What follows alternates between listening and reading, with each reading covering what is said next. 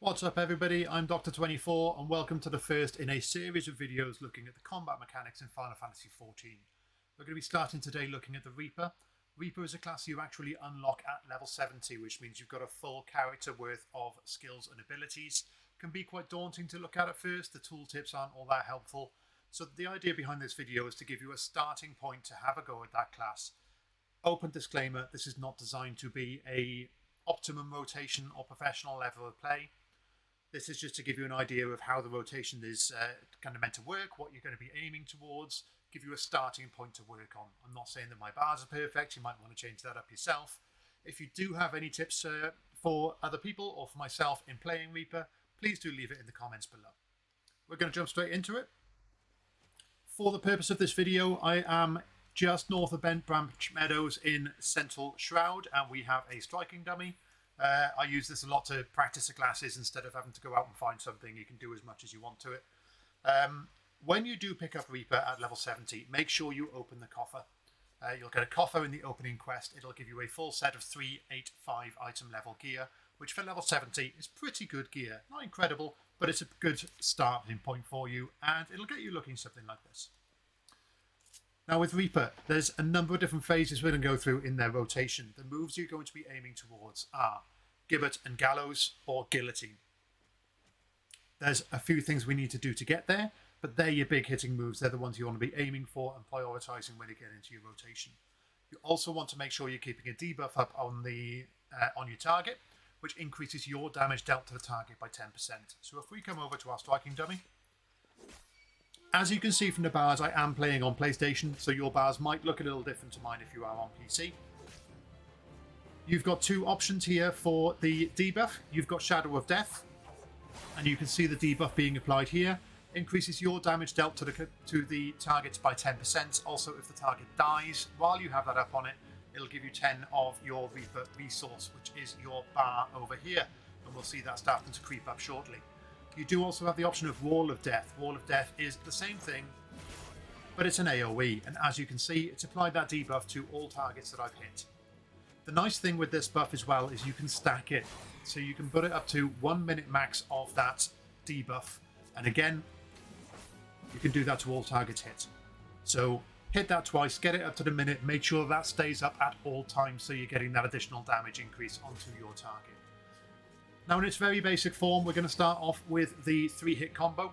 General staple of most of the classes. We've got Slice, we've got Waxing Slice, and we've got Infernal Slice.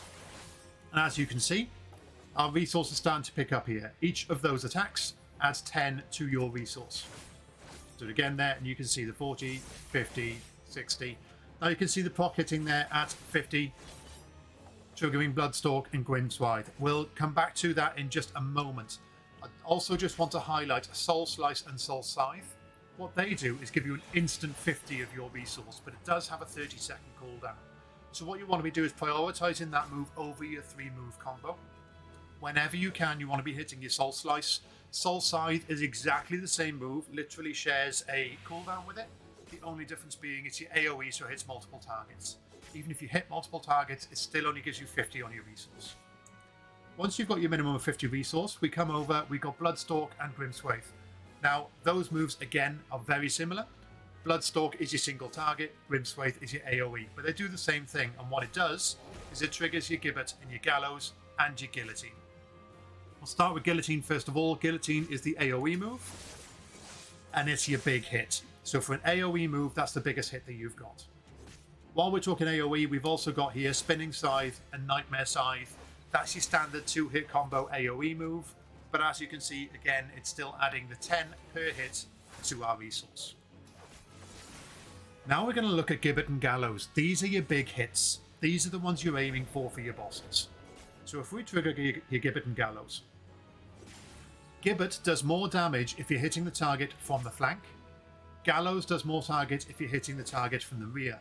So this is where Reaper becomes a really positional class, and it's really fun to play to get the most out of it. And I'll show you the tooltips on these in just a moment, because you can see the difference it makes. If we hit Gibbet, what it also does is empowers your Gallows. So when we got enough resource and we trigger it again, you want to be alternating from Gibbet to Gallows. and you can see there it's procced your Gibbet again. So it alternates back and forth. They literally trigger each other. Doesn't matter which one you start with. Whichever one you start with, you want to go back and forth, which means when you're targeting, you want to be going from side to back as you're triggering your main moves. I'll just pick on the tooltips on those. Gibbet, in its basic form, front facing, with no enhance on it, it's a potency of 400. If you look at that in comparison to the other main moves that you've got, your combo, 300 as a combo, 380, and your Infernal Slice, 460. So the last hit of your 3-hit combo is a pretty big hit. But this is where it gets interesting. Gibbet, when it's enhanced by Gallows, goes up to 460. When it's enhanced by Gallows and you're hitting them from the flank, is 520. So as your difference from hitting straight up forwards without it being empowered at 400 to from the side empowered by Gallows is a 120 potency change. Some attacks are only 120 potency, so that's huge, and it's a big difference in your damage. Exactly the same with Gallows, and you can see the tooltips there. Damages are literally the same, 400 to 460 to 520, but from the target's rear. Guillotine doesn't have anything positional. It's literally just your AoE, but it's your best AoE move that you have. So in summary, you want to make sure that you've got your debuffs up at all times. Make sure that you're maximizing your damage there, because an extra 10% on a 520 hit again is pretty damn big. You want to be hitting your Soul Slice whenever you can, giving you your instant proc on your Bloodstalk and Grimswathe. You want to hit that to proc your Gibbet and Gallows, and then they proc each other to make sure that you've got the enhanced version and you're getting the biggest attacks that you can. One or two honourable mentions you start with as well. Hell's Ingress and Egress are really good for escaping AoE or engaging with your enemy. They do share a cooldown, unfortunately, but it's literally a dash out. What it also does is it makes your Harp instant cast. Harp is your ranged attack. It's the only ranged attack that you have, certainly at this stage of the game. You can see it has a cast time, but when you cast that with Hell's Ingress or Egress, both of them make that attack instant cast. So if you are escaping from an AoE attack, as I just did there, you can dash out, you can hit that instant attack, and then you can move back in, by which time the AoE is probably finished, and re-engage with your normal attacks. I hope this has helped you guys. As I said before, if you do have any comments or hints and tips for playing Reaper, please do leave it below. But I hope that's given you at least something to go on so that you can go out and play. It is a really, really enjoyable class. Have fun, guys, and I'll see you in the next video.